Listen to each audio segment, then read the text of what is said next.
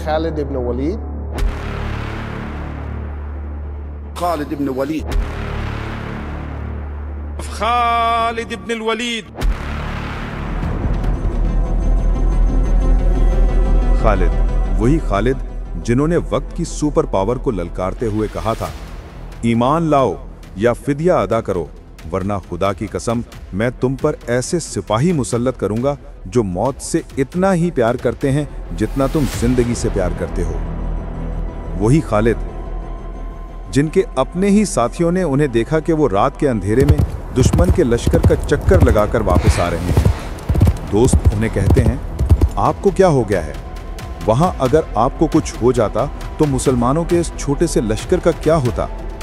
तो खालिद का जवाब भी सुने।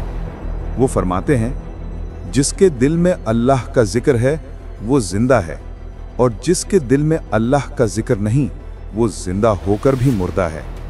लिहाजा 6 लाख मुर्दे एक जिंदा इंसान का क्या बिगाड़ सकते हैं?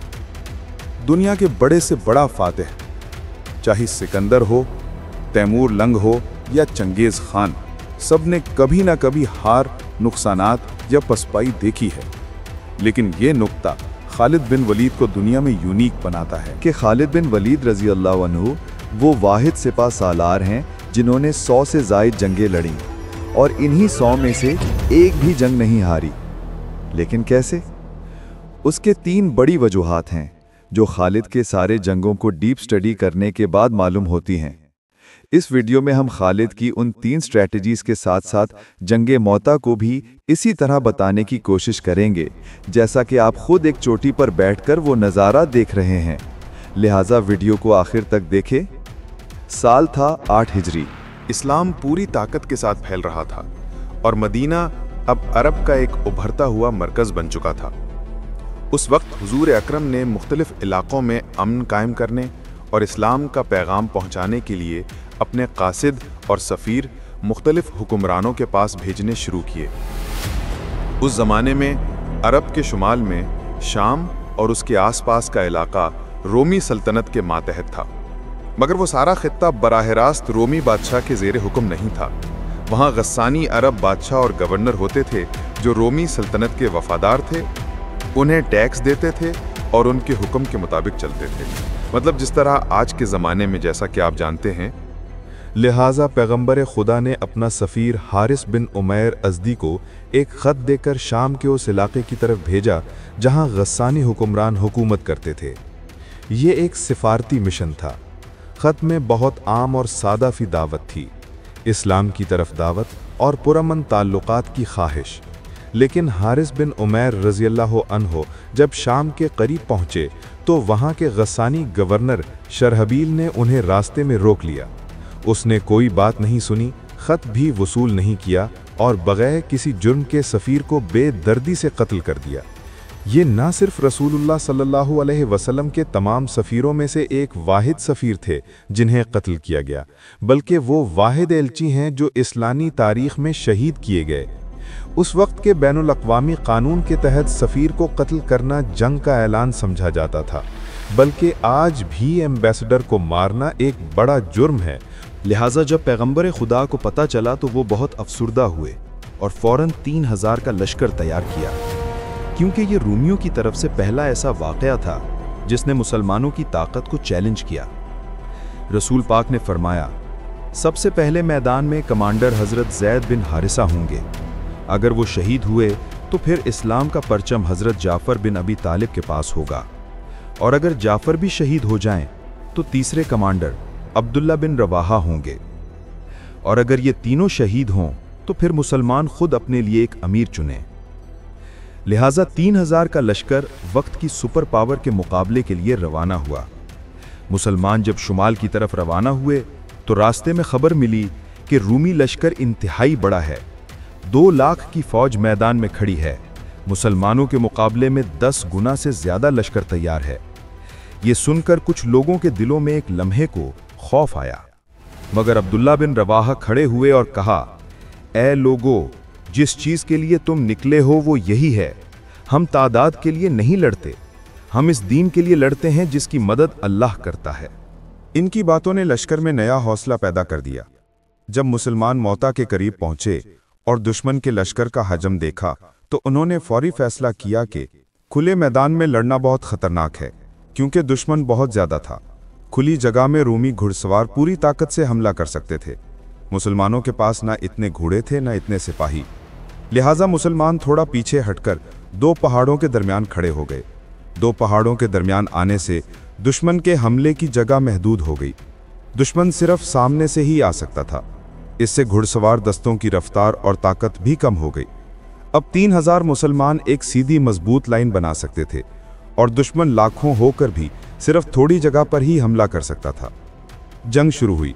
हजरत ज़ैद बिन हारिसा रज़ियल्लाहु ताला अन्हु, जो उस वक्त कमांडर थे, बिल्कुल फ्रंट में लड़ रहे थे, लेकिन दुश्मन की तादाद हद से ज्यादा होने की वजह से बिलाखिर शहीद हुए।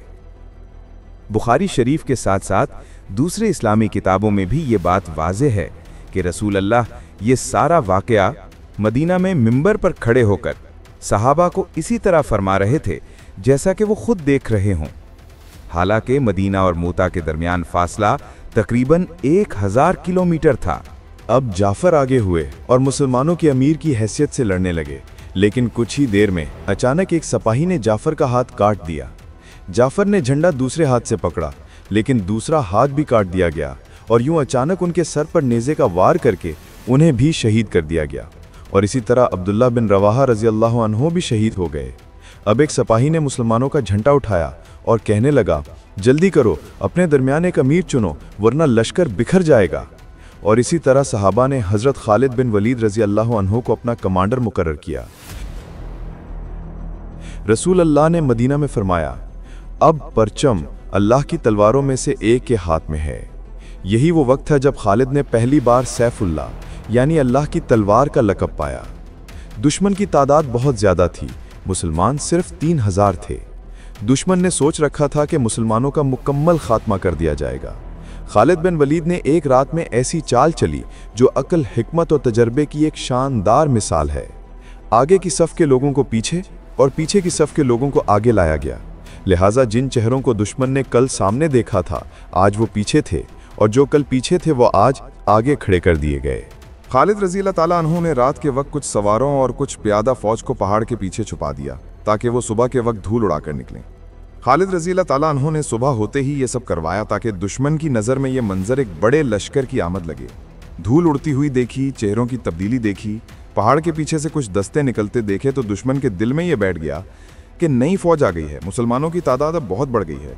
और एग्जैक्ट उसी वक्त खालिद बिन वलीद रज़ियल्लाहु ताला अन्हु आगे जाने के बजाय थोड़ा पीछे आ गए। रोमियों को लगा कि ये कोई जंगी चाल है, ये हमें पीछे से घेरना चाहते हैं, लिहाजा वो आगे ना आ सके। मुसलमानों ने रोमियों का अच्छा खासा नुकसान करके मुनज़्ज़म तरीके से वापस निकलने में कामयाबी हासिल की। फौज में रद्दो बदल करने के अलावा खालिद बिन वलीद की और भी कुछ नुमाया खुसूसियात थीं। खालिद बिन वलीद की एक आदत ये भी थी कि जब भी वो दुश्मन के लश्कर के सामने आते तो सबसे पहले दुश्मन के सबसे बड़े कमांडर को ललकारते। जब वो दुश्मन के जनरल को वाहिद मुकाबले में कत्ल कर देते तो दुश्मन की फौज पूरी तरह बिखर जाती। बाज़ औक़ात वो वक्ती तौर पर थोड़ा पीछे की तरफ आ जाते थे। ऐसा वो इस तरह करते कि दुश्मन को महसूस हो कि शायद मुसलमान भाग रहे हैं या कमज़ोर पड़ गए हैं। जब वो पीछे आते थे तो मुसलमान भी ग्रुपों की शक्ल में थोड़ा अलग हो जाते थे, कोई इधर कोई उधर। दुश्मन ये मंजर देखकर जोश में आकर मुसलमानों के पीछे भागता और इस पीछा करने में दुश्मन का अपना लश्कर बढ़ जाता। कुछ दुश्मन वहीं मैदान में रह जाते और कुछ मुसलमानों के पीछे आने वाले ग्रुपों के पीछे दौड़ पड़ते। और यही वो लम्हा होता था जिसका हज़रत खालिद इंतज़ार करते थे, क्योंकि वो पहले से ही कुछ घड़सवार दस्तों को पहाड़ों के पीछे भेज चुके होते थे। जब दुश्मन बिखर जाता तो उन घड़सवारों को इशारा मिल जाता था। पहाड़ों के पीछे से निकलकर वो घड़सवार तेजी से दुश्मन के पीछे जाकर हमला करते और सामने से मुसलमान एक ही वक्त पर पलटकर हमला कर देते। क्योंकि दुश्मन ने जंगे मौता में देखा कि खालिद पीछे हटे और वापस नहीं आए।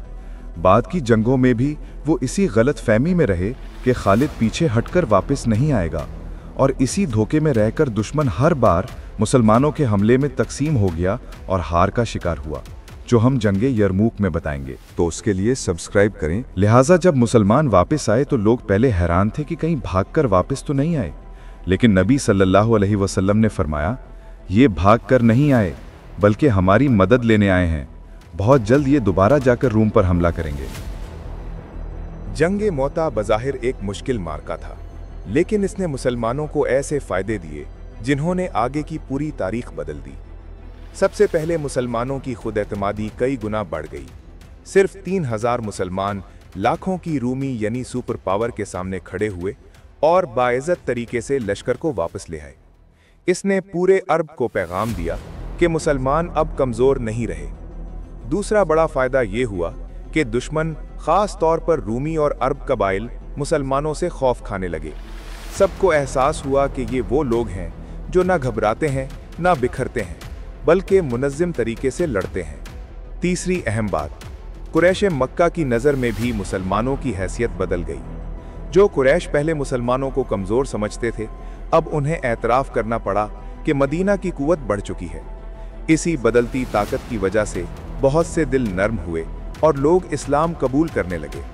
और सबसे बड़ी हिकमत ये जंग मुसलमानों के लिए मुस्तकबिल की फतूहात का दरवाज़ा साबित हुई। यही एतमाद आगे चलकर शाम, रूम और फारिस की फतूहात का बुनियादी नुक्ता बना। जंग मोता का नतीजा सिर्फ एक मार्का नहीं था, ये वो मोड़ था जहां से मुसलमानों की आलमी ताकत बनने की शुरुआत हुई।